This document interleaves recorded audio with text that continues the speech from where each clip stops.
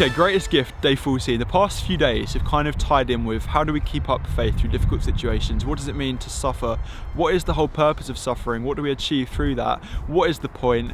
Today, we're going to look a little bit into this whole idea of dedication and perseverance and what that means for us as Christians on our walks with God. A lot of people make the mistake in thinking that being a Christian is just about praying a prayer, just saying, God, I want to be a Christian, and it's as simple as that. But actually, in order to be a Christian, be a disciple, at the root of that word, I think we were saying last week, at the root of that word disciple, it means to be a follower.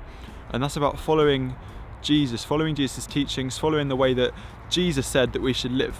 And so because this perseverance and dedication are such key things to have in our lives as Christians, it's about staying on the path, following and walking toward the end goal, even when things don't always look promising, even when things aren't always good. You know, things like doubt start creeping in, there'll be suffering, there'll be struggles, there'll be trials. Jesus promises that as Christians we're going to endure struggle in our life. He doesn't say it's going to be an easy walk, he says it's going to be difficult. But like we were saying yesterday when we were talking about suffering, God uses so much of our struggle, so much of the challenge to bring growth, to bring development, to bring ultimately something that's going to bring more glory to God. And so when we're going through the storms of life, yes, we've got the anchor that we can hold fast to, but it's also so important just to keep on persevering, to keep on pressing on. When we can't see the road ahead, when it doesn't look clear, when there's no light that we can see at the end of the tunnel, perseverance and dedication is the only thing that's going to keep us walking towards Jesus, which is the best way that we could be heading.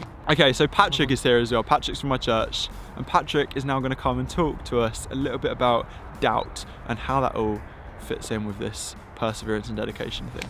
So hey, I'm Patrick. I'm a second year. I'm studying at uni. So as Stephen was saying, yeah, I'm going to be talking a little bit about doubt and how that links in with perseverance and kind of getting through challenges and trials in our lives. So yeah, in my own personal walk with Jesus, I've really struggled with this idea of doubt quite a lot.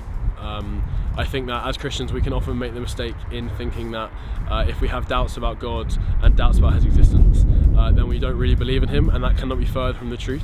But yeah, as Stephen was saying, it's all about getting through that and getting through those doubts and falling back on that faith. And I think that's where this idea of perseverance and a kind of almost a ritual in following Jesus and being a disciple of his really comes in strongly. Because if we have that depth of understanding about God and his love for us, and we really know that in our heart, then those doubts can creep in, we can fall back on that faith, and those doubts can be expelled, and we can keep going, and we can keep persevering in our walk with Christ. So for me, I feel like the more that I found out about God's character and the more that I found out about Jesus just by reading about him in the Bible, the more that's really become a reality in my life.